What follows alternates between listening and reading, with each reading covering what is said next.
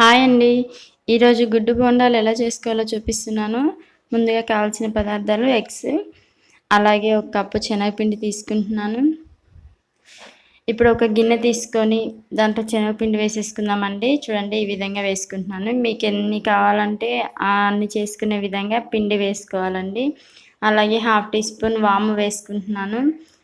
చిటికెడంత పసుపు కూడా వేసుకుంటున్నాను. చూడండి టేస్ట్కి సరిపడినంత సాల్ట్ కూడా వేసుకోవాలి ఒకటేసారి. ఇలా మొత్తం ఒకసారి మిక్స్ చేద్దామండి. చూడండి ఇలా కలుపుకోవాలి బాగా. అలాగే కొన్ని కొన్ని వాటర్ పోసుకుంటూ కలుపుకోవాలి. అన్నీ ఒకటేసారి పోసుకుంటే జారుడుగా అయిపోతుందండి. ఈ విధంగా కొన్ని కొన్ని పోసుకుంటూ కలుపుకోవాలి. చాలా చాలా టేస్టీగా ఉంటాయండి. మీరు కూడా తప్పకుండా ట్రై చేయండి. పిల్లలకి ఇలా చేసి పెడితే చాలా ఇష్టంగా తింటారు. చూడండి ఈ విధంగా కలిపేసుకున్న తర్వాత స్టవ్ ఆన్ చేసి బాండీ పెట్టుకొని బాండీ వేడయ్యాక ఆయిల్ వేసుకుంటున్నాను.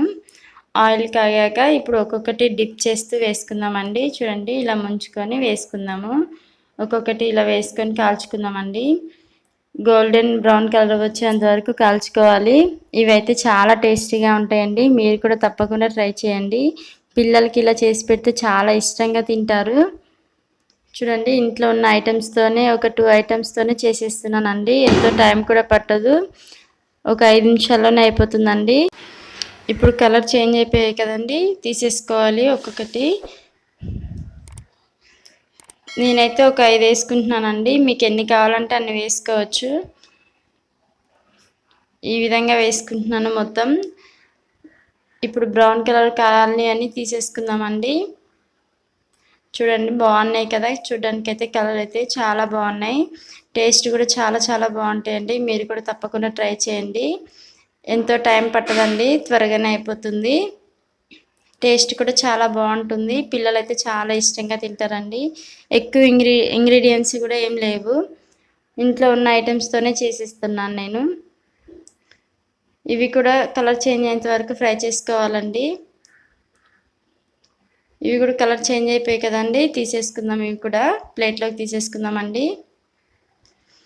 పిల్లలు స్కూల్కి వెళ్తుంటారు కదండి, ఈవినింగ్ టైంలో ఇలా చేసి పెడితే చాలా ఇష్టంగా తింటారు.